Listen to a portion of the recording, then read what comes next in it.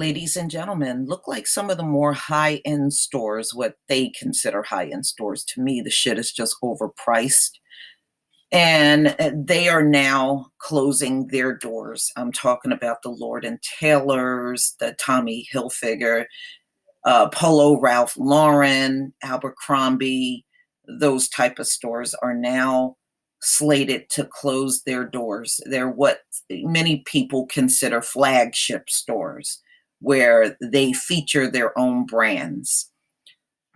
So, ladies and gentlemen, it looked like these stores are going to disappear. And these are the stores that you would see on Fifth Avenue up in New York, Madison Avenue in New York, Magnificent Mile in Chicago. It's in those type of areas. So these are the retailers, high profile, what they would call the crown jewel retailers, and look like they are shutting their doors. Like Abercrombie is also shutting their doors in Copenhagen and Japan as well.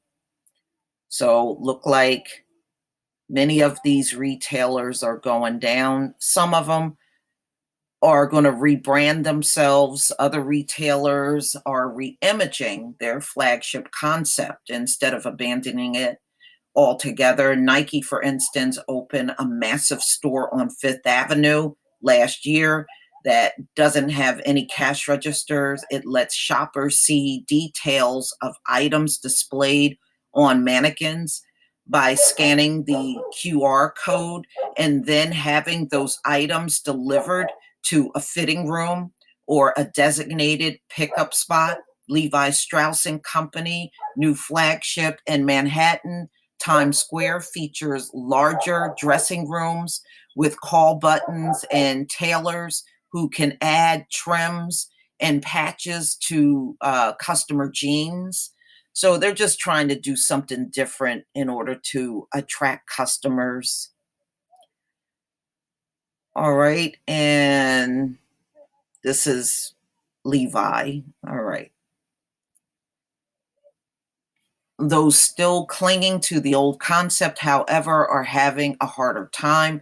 The latest victim could be Barney's, New York, which opened its 10-story Madison Avenue store in 1993 and became a cultural icon in luxury shopping, but now risk closure. High rents and a dramatic shift towards online shopping are pressuring it to elevate restructuring options, including possible bankruptcy. Well, those stores I just kind of walked past when I was up in New York. To me, the stuff they got, I mean, it's nice, but I'm not paying that kind of price for it. According to a source close to the matter who asked to remain anonymous because of discussions are confidential. All right, so yeah, I know a lot of people know that. A lot of Sex in the City was filmed over in those areas. Okay. So the concept of a flagship store is more than a century old and used to be limited to retailers' big stores. One of their first and most prominent locations, but in the last 20 years, the flagship store frenzy took hold, and retailers from the Gap to H&M looked at them as a must-have shrine over their brands, opening multiple flagship stores in multiple locations. And that's what they pretty much did, having their own brand. Not only that, but they were willing to pay exuberant sums of money to showcase their merchandise in luxury quarters.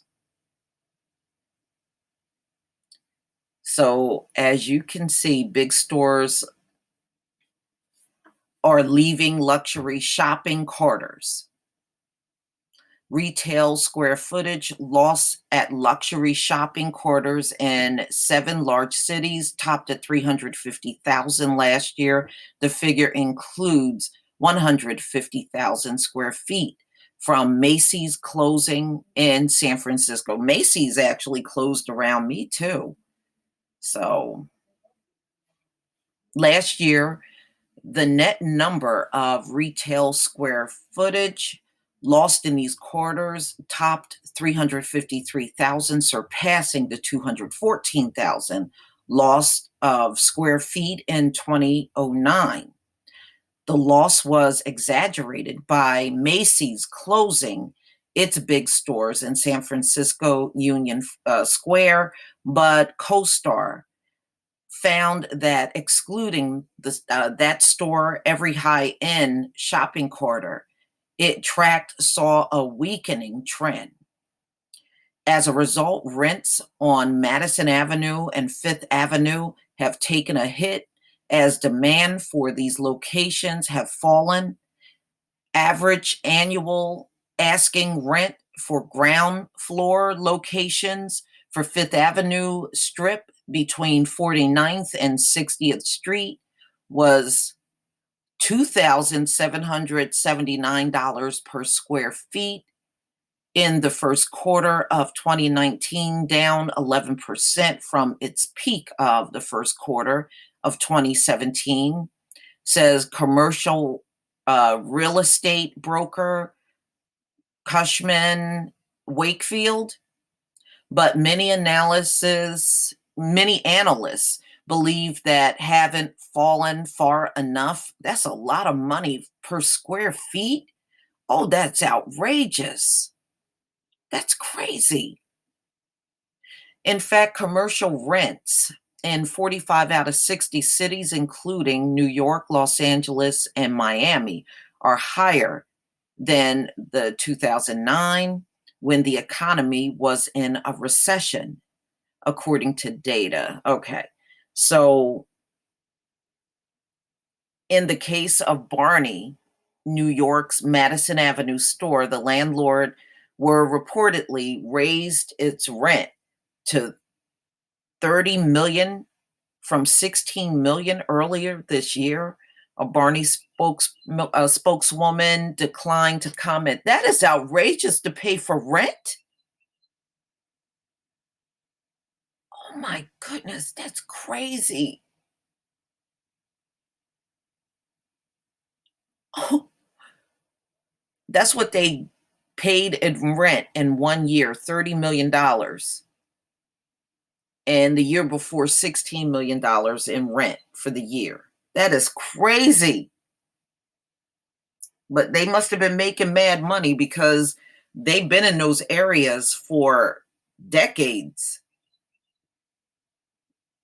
Still, flagship stores aren't dead. Many retailers like Nike and Levi are embracing new versions of Brecken shoppers with merchandise and more high-tech experiences. I don't think you have a need for these massive stores. So I know what they're talking about. There was a big Nikes around here. I know what they mean.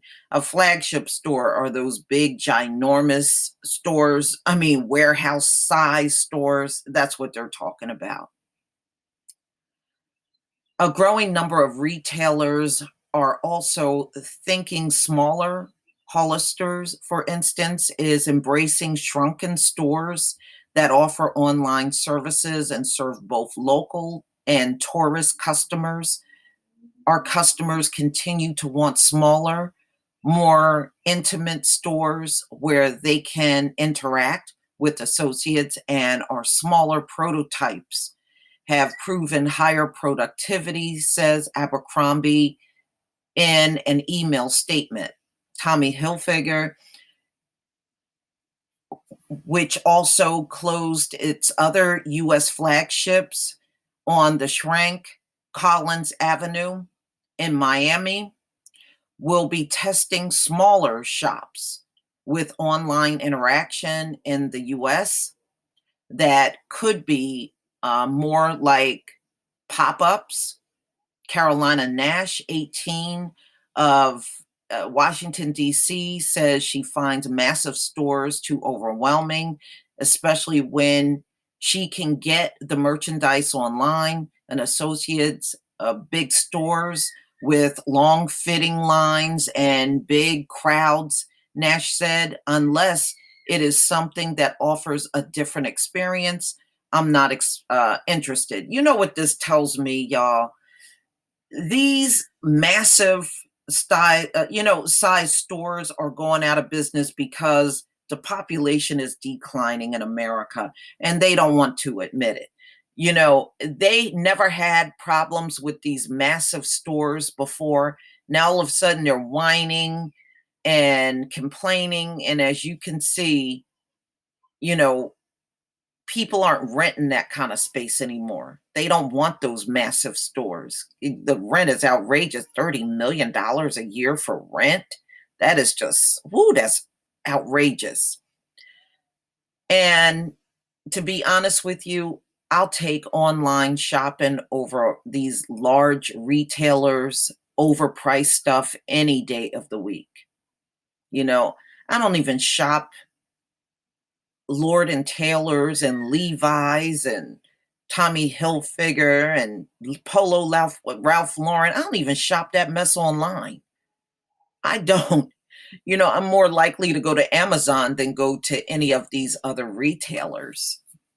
And if they're looking at online shopping, what took them so long to get to that point?